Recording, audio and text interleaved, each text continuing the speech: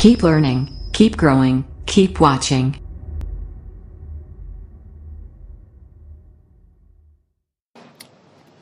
Good morning everyone. Welcome.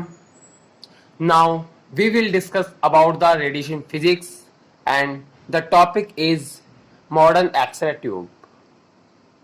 Modern X-ray tube पढ़ने से पहले हमने पहले मॉडर्न एक्स-रे ट्यूब पढ़ी थी स्टेशनरी एनोड एक्स-रे ट्यूब। तो उसके कुछ डिसएडवांटेजेस के बारे में बात कर लेते हैं कि क्या उसमें डिसएडवांटेजेस थे जिसके कारण एक नई मॉडर्न एक्स-रे ट्यूब इन्वेंट करनी पड़ी। तो बात करते हैं disadvantages of stationary anode X-ray tube. Stationary anode tube have a small target area that limits the heat dissipation and also limits the X-ray output. Stationary anode tube have a small target area. Stationary anode जो था उसके अंदर हमारा जो target material था उसका जो area था वो क्या था, कम था। That limits the heat dissipation, जो क्या करता था, हीट डेसिपेशन की जो लिमिट है उसको कम रखता था। And also limits the X-ray output, और एक्सरे के आउटपुट को भी क्या करता था, लिमिटेड करता था, कम करता था। यानी कि जो टारगेट मटेरियल का जो एरिया था उसके कारण क्या होता था, हीट डेसिपेशन इजीली नहीं हो पाता था और जो एक्सरे का जो आउटपुट है वो भी लिमिटेड रहता था, यानी कम एक्सरेज मिलती थी। सेकंड है stationary anode X-ray tube have less life comparison to the rotating anode X-ray tube. जो स्टेशनरी एनोड एक्सरे ट्यूब की जो लाइफ होती है as compare to rotating anode X-ray tube के वो कम होती है। क्यों होती है कम, इसका रीजन ये है क्योंकि रोटेटिंग एनोड एक्सरे ट्यूब के अंदर जो हमारा टारगेट मटेरियल या फिर जो हमारा एनोड होता है वो रोटेट करता है, बट स्टेशनरी के अंदर ये चीज क्या होती है, फिक्स होती है। तो इसके कारण क्या होता है, जब इलेक्ट्रॉन्स कैथोड से निकलते हैं और लगातार बॉम्बार्ड करते हैं टारगेट मटेरियल के ऊपर, तो क्या होगा, स्टेशनरी के अंदर इलेक्ट्रॉन्स एक ही जगह टकराएंगे और टकराते जाएंगे रेगुलरली, तो क्या होगा, वहां पर हीट डेसिपेशन बहुत ज्यादा हो जाएगा, यानी वहां पर बहुत ज्यादा हीट प्रोड्यूस होगी। जैसे हमने स्टार्टिंग में लेक्चर्स में पढ़ा था कि एक्सरे प्रोडक्शन के अंदर 99% हीट का प्रोडक्शन होता है और 1% एक्सरेज निकलती है। तो ज्यादा हीट निकलने के कारण क्या होगा, जो हमारा टारगेट मटेरियल है वो पिघल जाएगा, मेल्ट हो जाएगा, और जो हमारी ट्यूब है वो हमारी डैमेज हो जाएगी। तो रोटेटिंग एनोड एक्सरे ट्यूब के अंदर इस डिसएडवांटेज को दूर किया। हम बात करते हैं स्टेशनरी एनोड एक्सरे ट्यूब का यूज कहाँ कहाँ किया जाता है। तो सबसे पहले यूज किया जाता है डेंटल एक्सरे यूनिट के अंदर, फिर किया जाता है पोर्टेबल एक्सरे यूनिट में भी किया जाता है, और पोर्टेबल फ्लोरोस्कोपी सिस्टम के अंदर भी स्टेशनरी एनोड एक्सरे ट्यूब का यूज किया जाता है। अब हम बात करते हैं सेकेंड मॉडर्न एक्सरे ट्यूब के बारे में, यानी कि rotating anode X-ray tube. Rotating anode X-ray tube, इसके नाम से ही पता चल रहा है, यहाँ पे जो एनोड होगा वो क्या होगा, रोटेट करेगा, ठीक है। और यहाँ पर जो एनोड हमारा या फिर जो टारगेट मटेरियल है वो थोड़ा अलग तरीका का होगा एज कम्पेयर टू स्टेशनरी, यानी कि फिक्स नहीं होगा, इसमें रोटेट करेगा, तो कुछ अलग तरह से डिजाइन किया गया है इसको, वो हम आगे लेक्चर में डिस्कस करते हैं। हम बात कर रहे हैं रोटेटिंग एनोड एक्सरे ट्यूब के बारे के अंदर, जो अभी सबसे मॉडर्न एक्सरे ट्यूब है और प्रेजेंट टाइम के अंदर इसका यूज किया जा रहा है। In 1933 the rotating anode X-ray tube was invented. 1933 के अंदर ये एक्सरे ट्यूब इन्वेंट की गई थी। In this tube the anode is made to rotate before the electrons is emitted. इस ट्यूब के अंदर एनोड इस प्रकार बनाया जाता है कि जो एनोड इलेक्ट्रॉन्स के निकलने से पहले ही क्या करने लग जाए, रोटेट करने लग जाए। It was developed to increase the possible loading by rapidly the spilling the target during the exposure. It was developed to increase the possible loading, इसको इस प्रकार डेवलप किया गया है, इस एक्सरे ट्यूब को इस प्रकार डिजाइन किया गया है कि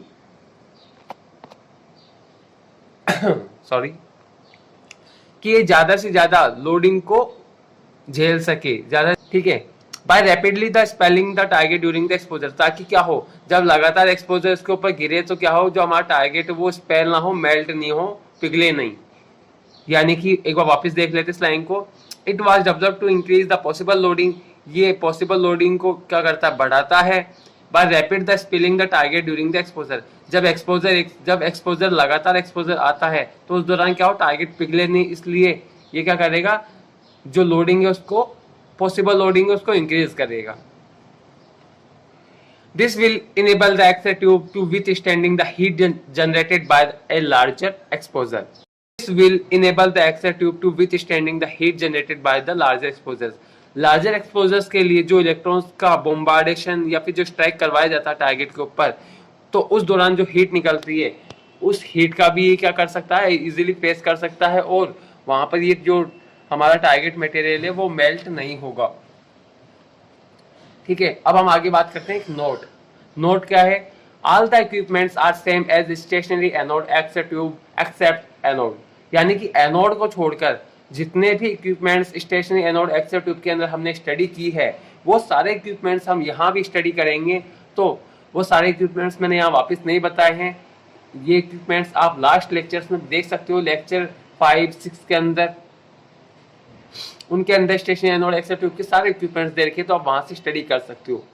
ठीक है, तो यहाँ पे सिर्फ हम एनोड की स्टडी करेंगे कि एनोड यहाँ पे किस प्रकार डिफरेंट होता है, बाकी इक्विपमेंट्स जो भी हैं वो हमें वहां से लिखने हैं। और एग्जाम के अंदर अगर क्वेश्चंस आते हैं तो उसके अंदर हमें पूरे इक्विपमेंट्स लिखने हैं और इसके साथ में हम इसके आगे वर्किंग भी पढ़ेंगे तो वो भी हमें लिखनी होगी। तो बात करते हैं अब एनोड की।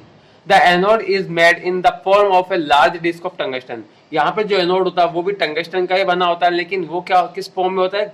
डिस्क की फॉर्म में होता है।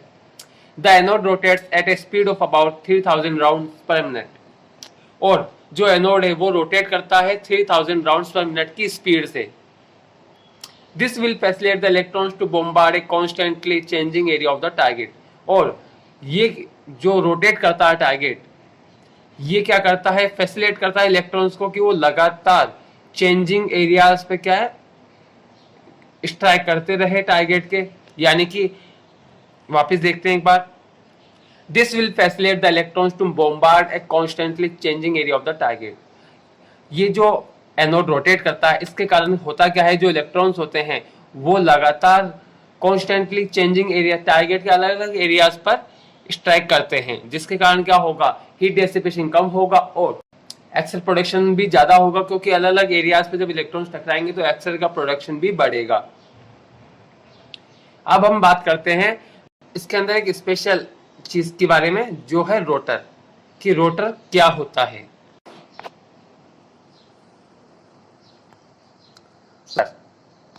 रोटर क्या काम करता है? The rotor have bearings which help the anode assembly to rotate.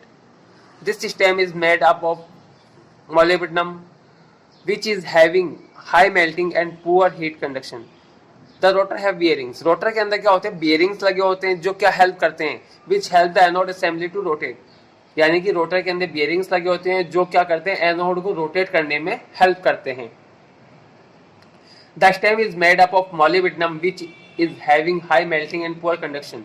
अब यहाँ पर क्या होता है? एक स्टेम जो होता है, एक स्टेम होता है जिसके ऊपर रोटर लगी होती है। ठीक है, डायग्राम मटेरियल लगा होता है। अब जो स्टेम जो लगा होता है जिसके ऊपर रोटर लगा होता है वो बना होता है मोलिब्डेनम का। मोलिब्डेनम का क्यों बनाया जाता है? क्योंकि मोलिब्डेनम का क्या होता है? हाई मेल्टिंग पॉइंट होता है, ये जल्दी से क्या करता है? पिघलता नहीं है, एंड पुअर हीट कंडक्शन, और हीट कंडक्शन इसका पुअर होता है, यानी कि जो जैसे इलेक्ट्रॉन्स टारगेट पे टकराएंगे तो वहां पे क्या होगी? हीट प्रोड्यूस होगी, और हीट प्रोड्यूस होकर वो डिस्क से थ्रू, स्टेम के थ्रू होते हुए बियरिंग्स तक जाएगी। तो पुअर कंडक्शन से क्या होगा कि वहां तक हीट नहीं पहुंच पाएगी, बियरिंग्स तक हीट नहीं जाने देगा ये, क्योंकि कंडक्ट नहीं करता है ये। ठीक है, this molybdenum stem prevents the flow of heat from the tungsten to bearings, so the bearings are protected from heat. जो मोलिब्डेनम स्टेम है वो क्या करेगा? प्रिवेंट करेगा। यहाँ पे जो प्रिवेंट की स्पेलिंग थोड़ी गलत हो गई, PRE है। द फ्लो ऑफ हीट, यानी मोलिब्डेनम स्टेम क्या करेगा? हीट के फ्लो को क्या करेगा? रोकेगा। फ्रॉम द टंगस्टन, टंगस्टन से, टू बियरिंग्स, बियरिंग्स तक, यानी कि मोलिब्डेनम का जो स्टेम है वो टंगस्टन से जो हीट निकल रही है उसको बियरिंग्स तक जाने से रोकेगा।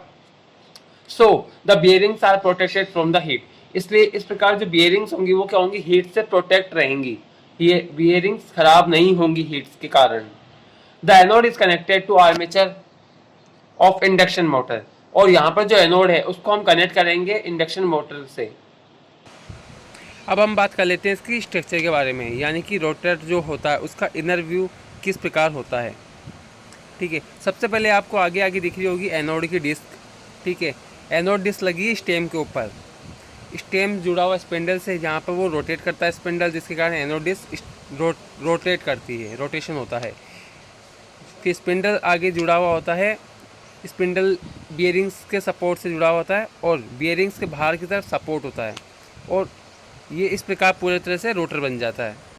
किस प्रकार वर्क करता है, जैसे ही एनोड पर क्या होगा, इलेक्ट्रॉन्स टकराएंगे तो हीट जो होगी वो स्टेम के थ्रू होते हुए बियरिंग्स तक जाएगी। इसके लिए हमने मोलिब्डेनम का यूज़ किया था, ताकि यहाँ पर हीट कंडक्शन ना हो, हीट का फ्लो ना हो टंगस्टन से बियरिंग्स तक। अगर हीट बियरिंग्स तक चली जाएगी तो जो हमारा रोटर होगा वो हमारा डैमेज हो जाएगा, ख़राब हो जाएगा, और जो हमारा एक्स ट्यूब में जो वर्क है इसका वो नहीं हो पाएगा। अब बात कर लेते हैं यहाँ पे जो रोटेटिंग एनोड की जो डिस्क है वो किस प्रकार होती है। रोटेटिंग एनोड की जो डिस्क है वो इस प्रकार होती है, इसके अंदर रेडियस होती है, ठीक है, इसके अंदर पेरीमीटर होता है, और यहाँ पे एक एंगल भी दे रखा है थीटा, ए बी और सी डी इनके बीच में।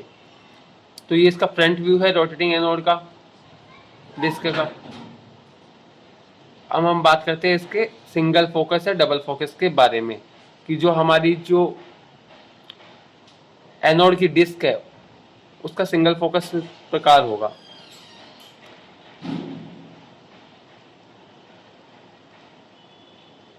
जैसे कि आप स्ट्रक्चर देख पा रहे हो, सिंगल फोकस के अंदर क्या होगा, लेटरल व्यू है, ठीक है। यहाँ पर हमारे को क्या दे रखा है, एनोड के अंदर बिवेल एंगल दे रखा है, यानी कि एंगल दिया हुआ है टारगेट के अंदर, जो बाद में हम डिस्कस करेंगे कि ये बिवेल एंगल क्यों दिया गया है, इसका क्या बेनिफिट है।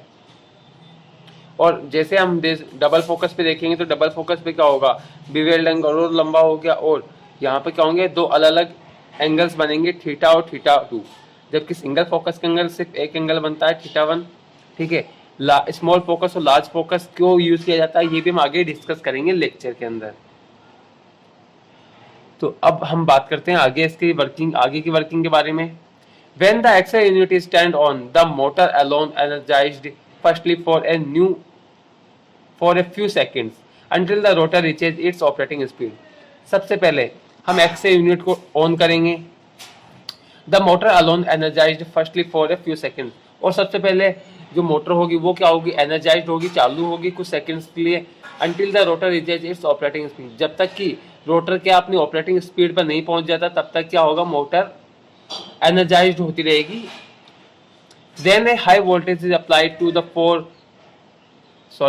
then a high voltage is applied to for the required exposure. अब क्या करेंगे, हम यहाँ पे हाई वोल्टेज अप्लाई करेंगे, जैसे भी हमारे को एक्सपोजर चाहिए, हाई एक्सपोजर चाहिए तो उस प्रकार वोल्टेज अप्लाई करेंगे, लो एक्सपोजर चाहिए तो हमें उस प्रकार वोल्टेज अप्लाई करेंगे। After the exposure rotor is slow down quickly, exposure के बाद में जो रोटर होगा वो स्लो हो जाएगा धीरे धीरे। The tube must be operated in the vacuum and the bearings are lubricated with the suitable lubricant.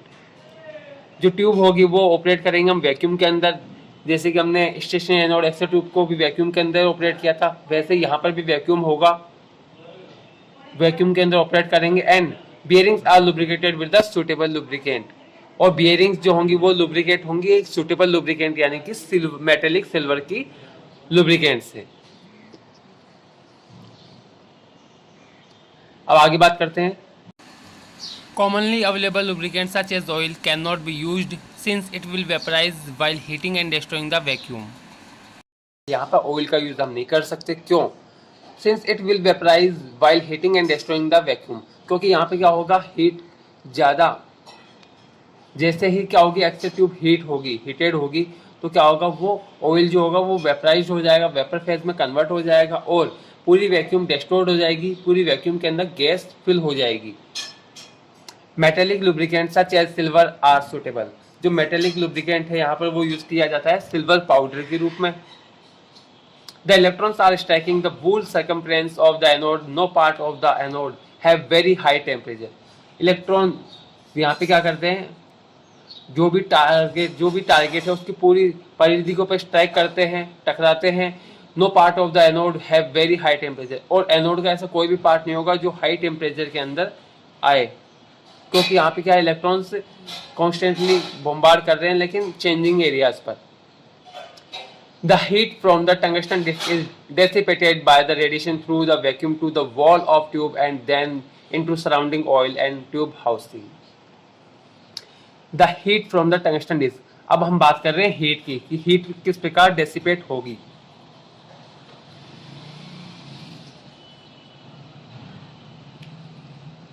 तो हीट किस प्रकार डेसिपेट होगी? द हीट फ्रॉम फ्रॉम है, फॉर्म हो गया गलती से, FROM। The heat from the tungsten disk is dissipated by the radiation. जो हीट यहाँ पर निकलेगी वो क्या है? टंगस्टन डिस्क के वो रेडिएशन की फॉर्म में डेसिपेट होगी